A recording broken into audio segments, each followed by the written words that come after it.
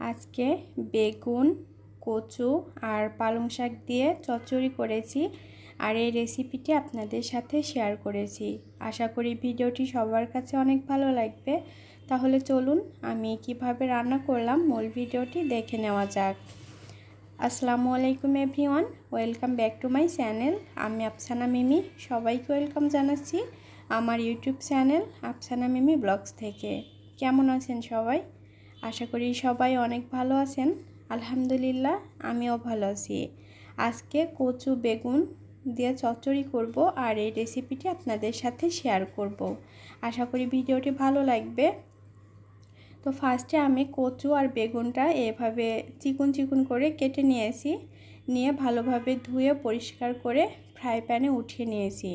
যেহেতু এটা হাতে মাখিয়ে রান্না করব তার জন্য একবারেই ফ্রাই প্যানে উঠিয়ে নিয়েছি। এখন যে মশলাগুলো লাগবে সবগুলোই দিয়ে দিব। ফার্স্টে আমি দিয়ে দিয়েছি পেঁয়াজ কুচি আর দিয়েছি কাঁচামরিচ ফালি। এখন দিয়ে দিচ্ছি রসুন পেস্ট। রসুনটা পেস্ট দিয়েছি, খেতে একটু ভালো হবে। আর আজকে যেহেতু মাছ নেই, মাছ ছাড়া হাতে মাখিয়ে চচ্চড়ি করব আজকে। এখন অন্যান্য যে গুঁড়া মশলা সবগুলো একটা একটা করেই দিয়ে দিব।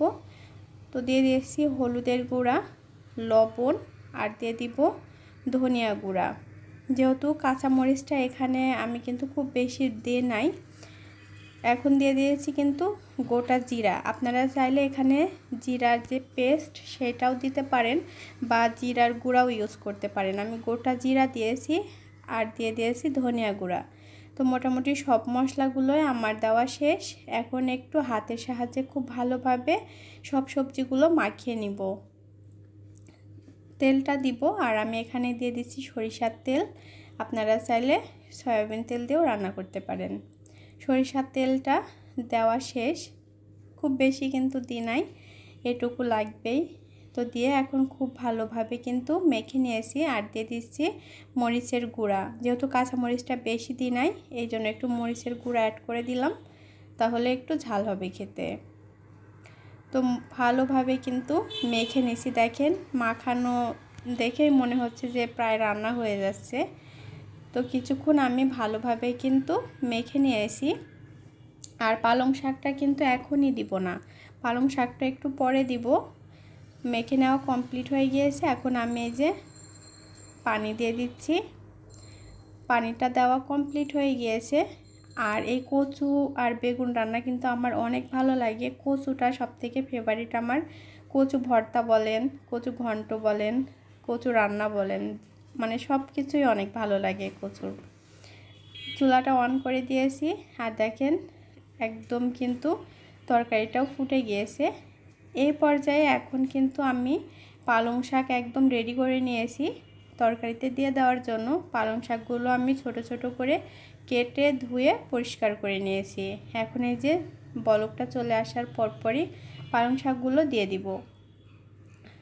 শাকটা খুবই ফ্রেশ ছিল। তো পালং শাকগুলো দিয়ে কিছুক্ষণ ঢাকনা দিয়ে ঢেকে রাখলে শাকটা কিন্তু কমে যাবে। এখন মনে হচ্ছে অনেক, বাট খুব বেশি দিই নাই, অল্প অল্প করে সব সবজিগুলো দিয়েছি। তো শাকগুলো আমার দেওয়া শেষ। এখন ঢাকনা দিয়ে কিছুক্ষণ ঢেকে রাখলে শাকটা কিন্তু কমে আসবে।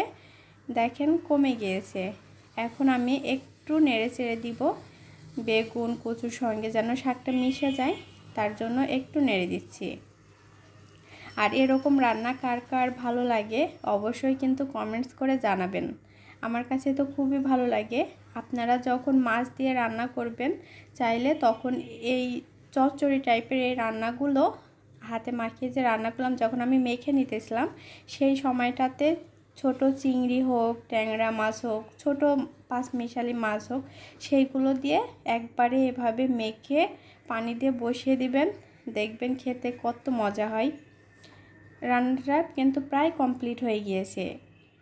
একদম সব ভালোভাবে সিদ্ধ হয়ে গিয়েছে আর খুব বেশি ঝোল নাই।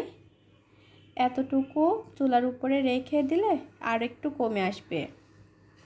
তো আর 2-3 মিনিট রেখে আমি নামিয়ে নিব।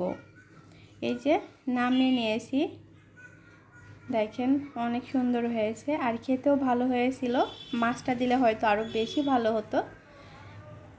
তবে আজকের ভিডিওটি কেমন লাগলো অবশ্যই কিন্তু কমেন্টস করে জানাবেন।